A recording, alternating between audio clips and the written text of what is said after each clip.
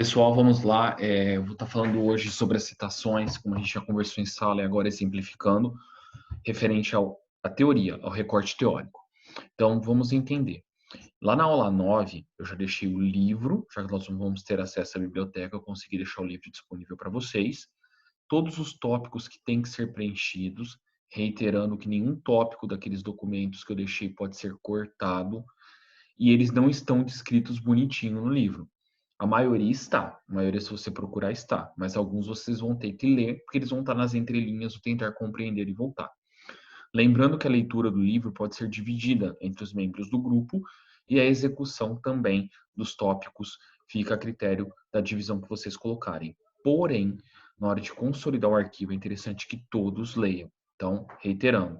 Ah, Leandro, não estou achando todos os tópicos dentro do livro. Não vai achar, tá? Alguns estão muito claros, a maioria. Outros vocês vão ter que ler um pouco mais. O que eu faço primeiro? Naquele documento da aula 9, você lê e grifa ou toma nota, para depois vocês poderem fazer exatamente isso aqui, que é a execução das citações. Vou passar um pouco no trabalho do pessoal de 2017, desse grupo aqui, tá? Que foi o grupo de Edmara, Gláucia, Paloma e Tainá, tá? Aqui vocês podem ver o começo do trabalho. Capa, folha de rosto, agradecimentos, resumo, abstract, que é o resumo em inglês, as keywords, que são as palavras-chave, tá? Em inglês também. O sumário completo, se a gente vai aprender a fazer, tá? E a introdução. Até aqui, a gente chama de elementos pré-textuais, que antecedem todos os capítulos. Eu vou deixar um capítulo, um tópico de aula só para falar disso, beleza? Aí entramos, tema problema, que eu já vou deixar definido, onde vocês só vão trocar o nome da empresa de vocês. Vou dar os objetivos gerais, os objetivos específicos, todos montados, tá? E a justificativa. Aqui começa a vocês criarem as citações de vocês. Esse é o referencial teórico, eu vou deixar um pedaço dele recortado para vocês se orientarem. E aqui está descrito exatamente como tem que seguir o modelo. Percebam, ó. Referencial teórico, tópico 2. Tópico 2.1, pessoas e organizações, que está naquele meu documento, aula 9. Tá? Pode perceber que aqui ela começa com uma interpretação de citação. Como é que eu sei? Ela usa o nome do autor e o ano apenas, tá? E é onde ela pega o conteúdo do que a Renata fala que as pessoas dentro das organizações eram tratadas como máquinas e não tinham um posicionamento de valor e opinião. Então, o que ela pegou e fez? Esse texto era maior. Ela reduziu o texto com as palavras dela e usou a interpretação de citação. Esse caso aqui, claro, eu não uso, tá? O ano, não uso o número da página, somente o ano, quando a interpretação de citação, tá? E aqui ela fecha o argumento dela. Aí, para ilustrar um pouco mais esse argumento de cima, ela chama uma citação longa. Por que é longa? Aqui ela faz a chamada de citação com o número de páginas, tá? Aqui eu vou até fazer uma correção, ela pode jogar os dois pontos para ficar melhor. Ela faz o recuo de 4 centímetros para frente e começa a descrever todo o argumento, tá? Da citação longa. Eu quis exatamente usar esse pedaço para mostrar um negócio para vocês. Se você já chamou a citação aqui em cima da citação longa, ou seja, acima de 3 linhas, você não precisa usar essa parte aqui, ó. Você pode cortar ela. A chamada de citação pode ser feita somente aqui em cima. E poderia ser feita até diferente, ó. Segundo que a FENATO 2004, página 83, com o intuito de ampliar o conhecimento acima aponta, tá? Então percebam que eu fiz o que aqui no caso? Eu simplesmente dei uma melhorada no texto antes de chamar a minha citação longa. Isso é importante, que é o chamado ligação de citação. Ou seja, eu não posso só ficar soltando citação. Elas têm que ter uma coerência, por isso existem esses textos de ligação, tá? E aí ela solta a citação longa dela, e se você perceber aqui, ela faz um texto de ligação. Ela pega esses dois argumentos e amarra para ficar mais fácil a compreensão antes de soltar a outra citação longa dela, que está aqui, tá vendo? Ó? Então, outra citação longa. Então, perceba que você não tem uma regra, tá? Ela usou a interpretação de citação, uma longa, um texto de fechamento e outra longa, tá?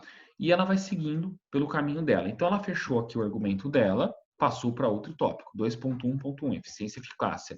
Ela começa fazendo uma introdução simples, que pode ser também uma ligação, uma apresentação, não tem problema, e ela usa uma figura do texto, que é a figura do Barnard. Ela faz a chamada da figura também aqui, tá? Lembrando que ela pega essa figura do texto, isso que é o mais importante se vocês forem utilizar a figura. Por mais que no texto lá apareça a figura 14, para você é figura 1, tá?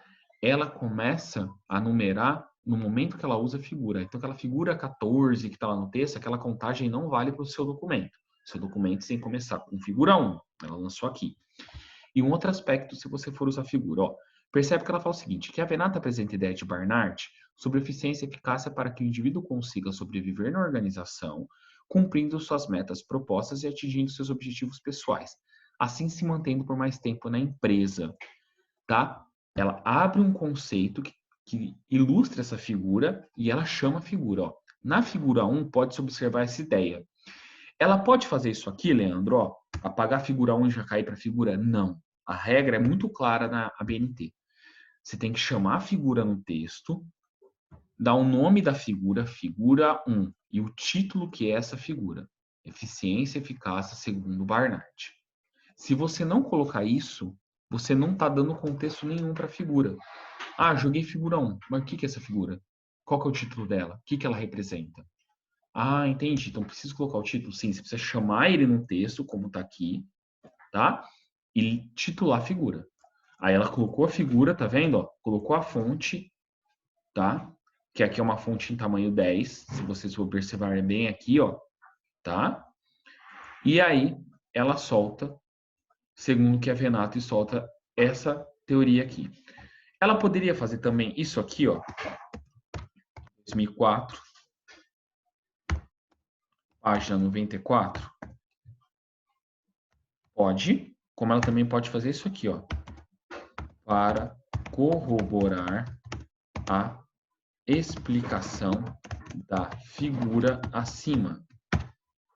Tá? Se ela chama a figura aqui, se ela chama, perdão, a citação aqui, ela pode apagar aqui embaixo, não tem problema, tá? Então, percebeu? Regra de figura. Tem que ser chamada no texto, tem que ser titulada, tem que inserir, tem que dizer qual foi a fonte. O livro, o ano e a página. Leandro, então ela usou, vamos recapitular. Ela fez um texto de apresentação, chamou a figura 1, colocou a figura, colocou a fonte, fez uma longa? Sim, como ela também poderia ter colocado uma curta, uma interpretação, não tem regra, tá? E ela faz um texto de fechamento aqui. O que é um texto de fechamento? É um texto que conclui o raciocínio de alguma coisa, tá? Para que fique mais fácil para a gente poder fazer esse acompanhamento, tá certo? Então esse é um ponto que seria bem importante aí para a gente poder compreender as coisas, tá? Aí aqui ela continua também fazendo, ela utiliza uma outra longa. Você pode perceber que é um pessoal que usa pouquíssima curta, ó, como esse caso aqui. Ela usa uma curta, tá? E é legal que nessa curta que ela usou, ela está utilizando exatamente os colchetes com reticências, tá? Que são chamada supressão de citação. O que é supressão de citação? Pode perceber que ela começa a citação numa letra minúscula. Ela viu o argumento do autor e ela achou que só aquele trechinho que está no meio do parágrafo, que não começou nem com letra maiúscula, nem tem um ponto final finalizando, ela acha que ela consegue utilizar como argumento, tá? Então aí ela coloca, segundo que é Venato 2004, página 96, abre aspas, supressão de citação. Eu entendo nesse exato momento que ela tirou do meio do texto esse argumento, tá? Ela insere o argumento e fecha aspas, tá? Então, essa é a primeira etapa, explicando citação curta, citação longa, figura, tá? A contagem da figura e como você pode montar esse texto. Eu vou deixar esse parágrafo, esse capítulo, essa parte aqui inteira, para vocês separarem no arquivo. Ó, vou fazer isso aqui já agora, tá? Para que vocês já vejam e já deixem, já vou deixar ele até dentro da própria formatação do Word, tá? Para ficar mais fácil para vocês organizarem suas ideias e tomar referência, tá? Apenas entendam, tá certo? Esse é um modelo que você pode seguir tranquilamente. Leandro, posso soltar curta, curta, longa, longa? À vontade. Posso não usar figura? À vontade. Posso usar figura, usar curta, longa, interpretativa? Pode.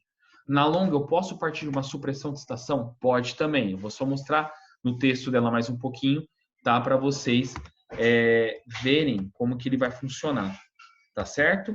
Então, assim, gente, eu vou estar discutindo isso com vocês mais para frente nas aulas que a gente vai ter de evolutiva. Vai ter uma aula numa dessas quintas-feiras aí que a gente normalmente tem aula, tá? E aí eu vou entrar um pouco mais detalhado nessa parte para que também fique mais ilustrativo para vocês e tirar as dúvidas de vocês, que vai existir muitas dúvidas, vão existir muitas dúvidas, tá? Porque ele é uma parte detalhada. Não tem muito como você fazer certo ou errado. Você tem que simplesmente ter uma noção de uma coisa, tá? Montar o seu argumento. Então, a leitura do texto, grifar o texto, separar os argumentos, buscar sempre um texto que tenha conceito e exemplo é importante. Beleza? Tô deixando, vou vincular isso aqui na aula para vocês e a gente se vê em breve, tá certo? Um abraço